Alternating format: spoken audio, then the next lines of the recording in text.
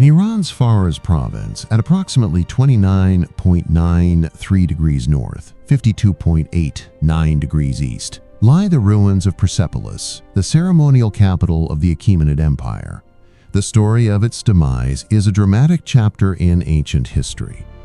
In 33 BCE, the armies of Alexander the Great captured the city and, in a culminating act of conquest, set it ablaze. Archaeological evidence confirms a massive conflagration. Layers of ash and charcoal, in some places over a meter thick, blanket the ruins of the grand halls. The gray limestone of the Apadana staircase and the hall of 100 columns is visibly fire-reddened and cracked from the intense heat generated by the burning of the palace's massive cedarwood structures and opulent textiles. The physical evidence of a city-destroying fire is undeniable, yet the historical accounts, written decades or centuries later, offer conflicting motives. Ancient historians debate whether the fire was a calculated act of political revenge for the Persian burning of Athens, or the reckless outcome of a drunken banquet that spiraled out of control. The heat-fractured stones and layers of soot do not reveal the intent behind the flames. They stand as a physical record of the event, but the human story remains a subject of intense debate, a reminder that even when the evidence is clear, the full truth of history often lies buried in the complexities of human motivation.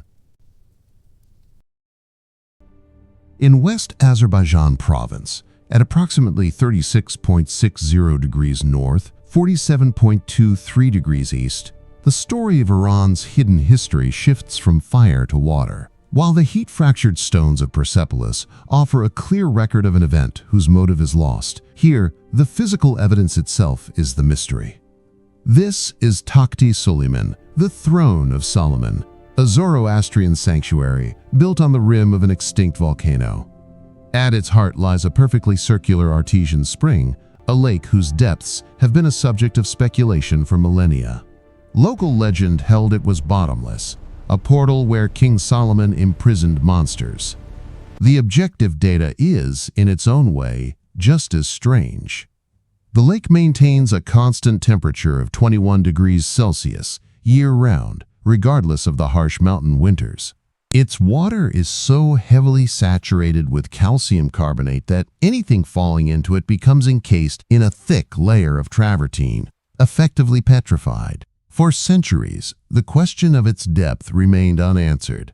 Then, in the late 20th century, German and Iranian dive teams attempted to solve it. They descended through the placid blue surface into a narrowing funnel of mineral deposits. At 65 meters, human exploration became untenable. A subsequent robotic probe pushed further, reaching a depth of 112 meters before the immense pressure and swirling sediment forced it to retreat.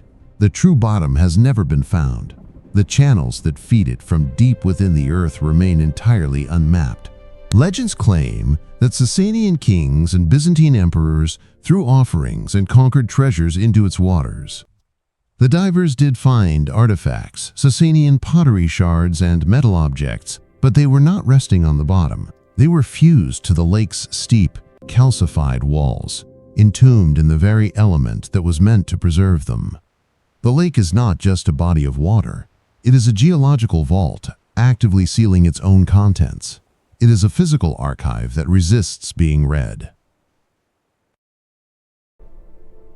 Our investigation now moves 400 kilometers southeast to Iran's Sistan and Baluchistan province to an arid site located at approximately 30.58 degrees north, 61.32 degrees east. This is Shah-e-Sukhteh, the Burnt City, a sprawling Bronze Age metropolis that thrived for over a millennium before its final collapse around 1800 BCE. At this systematically excavated site, a 2006 discovery provided direct evidence of advanced medical technology. Archaeologists unearthed the remains of a woman who died between 2900 and 2800 BCE. She was unusually tall for the period, approximately 1.82 meters, and was between 28 and 32 years old at the time of her death. Within her left eye socket was the world's first known artificial eye. The prosthesis is a hemisphere of very light material, a paste made of bitumen mixed with animal fat, with a diameter of just over 2.5 centimeters. Its surface is meticulously engraved with a central circle for the iris, from which thin lines radiate outwards. 2-minute holes are drilled on either side, likely used to secure the device in place with a fine thread. This was not a crude placeholder. Forensic analysis of the skull reveals bone degradation in the socket and the imprint of an abscess. Clear physiological evidence that she wore the custom-fitted prosthesis for a significant portion of her life. The technical skill required to manufacture this object nearly 5,000 years ago is difficult to overstate. It implies a sophisticated understanding of orbital anatomy, material science, and the precision needed to drill the delicate structure without shattering it. If this level of forensic archaeology is a journey you wish to continue, consider subscribing to our channel. The evidence only gets more complex from here.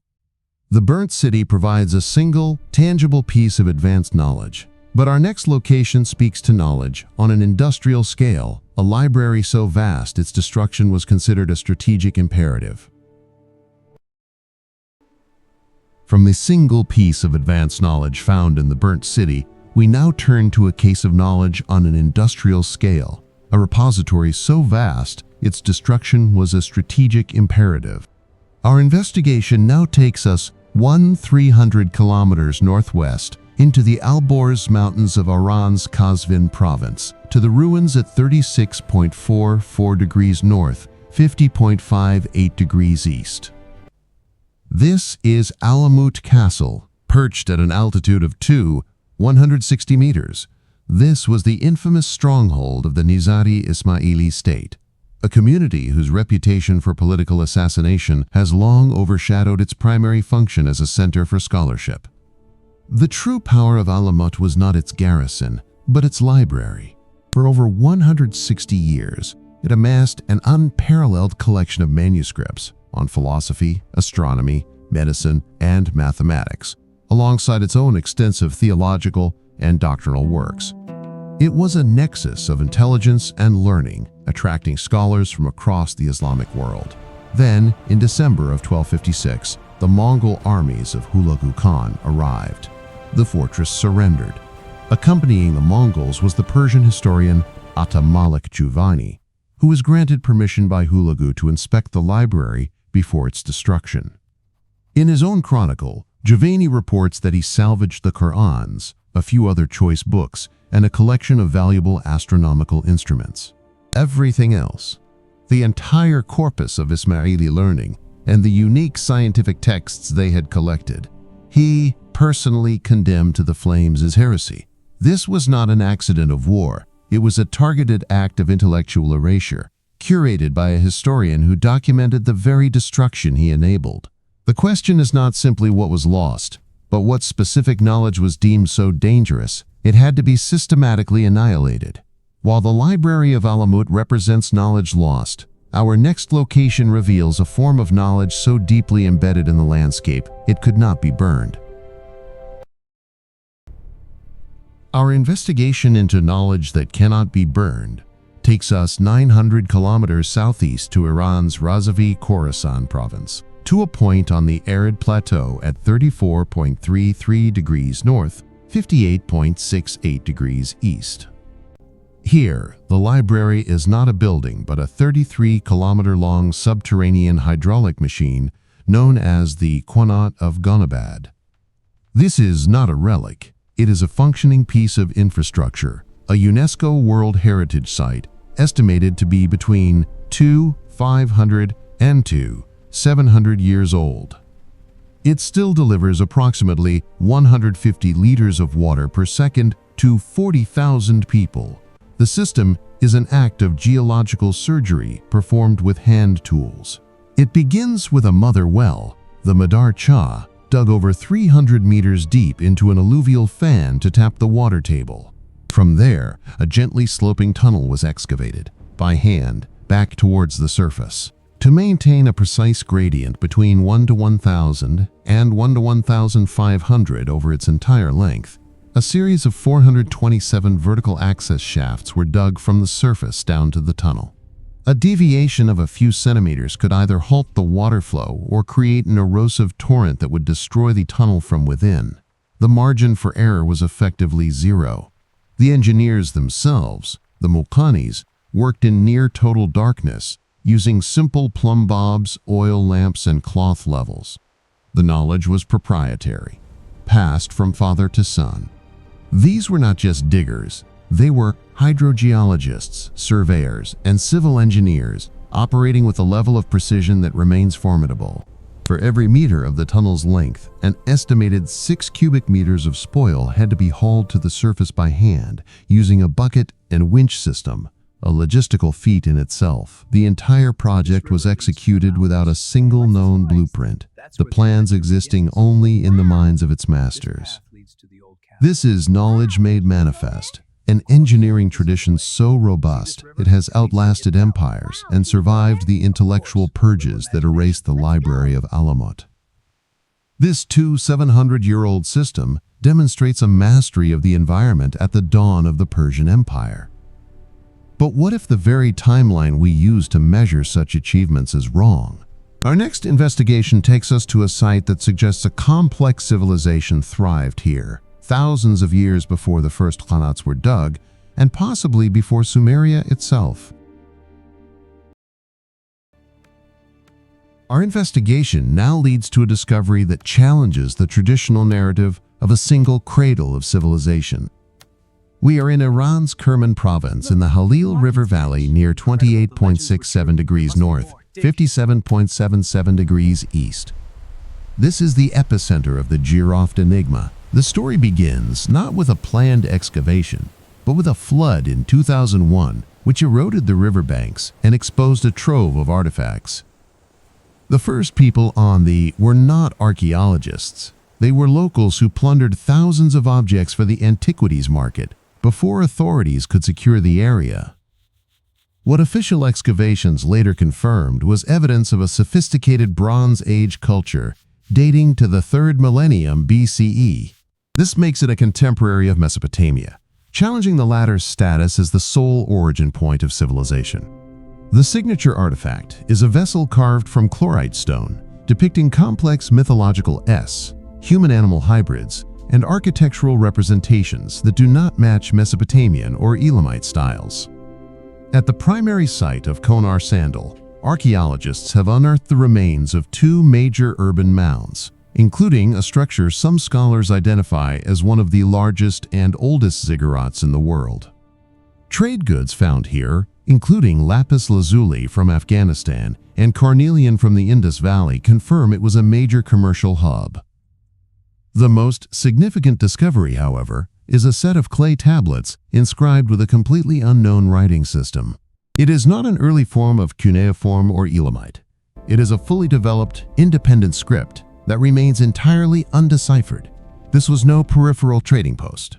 It was a literate, urban civilization with its own art, architecture, and language that flourished and then vanished, leaving a 4,000-year-old question mark in the desert. We have examined lost knowledge and lost civilizations. Now we turn to a creature of legend, said to have been lost to time, but which may still stalk the oldest forests on Earth. From the lost civilization of Jiroft, we now travel north to Iran's Mazandaran province, into the dense ancient woodlands near 36.65 degrees north, 53.50 degrees east. This is the Hyrcanian forest, a relic ecosystem dating back 25 million years, and the mythological home of the Divi Sepid, the White Demon. In the 11th century epic, the Shahnameh, this being is the formidable chieftain of the demons, a supernatural entity eventually slain by the hero Rostam. But legends of this nature rarely materialize from nothing. The investigative question is not whether a demon existed, but what real-world apex predator was formidable enough to inspire such a myth. The primary candidate is the Caspian tiger, Panthera tigris virgata. This was one of the largest felines on record, with males weighing up to 240 kilograms and measuring nearly 3 meters from nose to tail tip. Its historical range precisely matched the domains of the white demon, centered here in these northern forests. Officially, the creature is gone.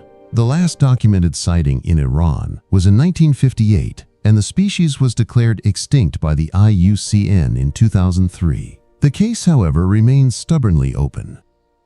Unconfirmed reports persist from remote villages and even forest rangers. Pug marks discovered in the mud that are anatomically correct for a tiger, but significantly larger than those of the region's largest known predator, the Persian leopard. Livestock kills exhibiting a pattern of attack consistent with a great cat far more powerful than a leopard. Despite extensive camera trap surveys by Iran's Department of Environment, not a single definitive photograph has been captured. Proving the existence of a ghost with a camera trap has, so far, proven difficult. The debate remains. Are these sightings misidentifications, a form of local folklore, or is a remnant population of fewer than 50 individuals surviving, unseen, in one of the planet's oldest and most inaccessible forests? The white demon may not be a demon at all, but a ghost of a species, clinging to existence just beyond the edge of our perception. From the ghost of a species, we travel south to the desert plains of Yazd province near 31.84 degrees north, 54.30 degrees east, to confront the ghosts of a ritual. These are the dakhmas, often referred to in the West as the Towers of Silence. For centuries, they were the final destination for Iran's Zoroastrian dead. The structures are an exercise in stark, theological engineering. According to doctrine, a dead body, or nasu, is a source of contamination. To bury it would pollute the sacred earth. To cremate it would defile the sacred fire. The solution was excarnation. The deceased were carried here, to the flat top of the tower, and laid in one of 3 concentric rings, the outer for men, the middle for women, the inner for children. It was, in essence, a highly efficient, spiritually mandated biological decomposition facility. The primary agents of this process were vultures. Once the birds had stripped the bones of all flesh, the sun would bleach them, and they would be swept into a central ossuary pit. This practice, however, came to a definitive end. The towers were officially closed by law in the 1970s, making them not ancient ruins, but modern relics. Their disuse was compounded by a logistical failure. A decline in regional vulture populations rendered the sky burial process untenable. Today, the silence is absolute, defined by the absence of ritual, birds, and the very purpose for which these structures were so precisely designed. They are monuments to a system of belief that solved a practical problem, now left functionless under an empty sky. This quiet marks the end of a practice rooted in ancient Zoroastrianism, though the towers themselves represent a more recent chapter of that history.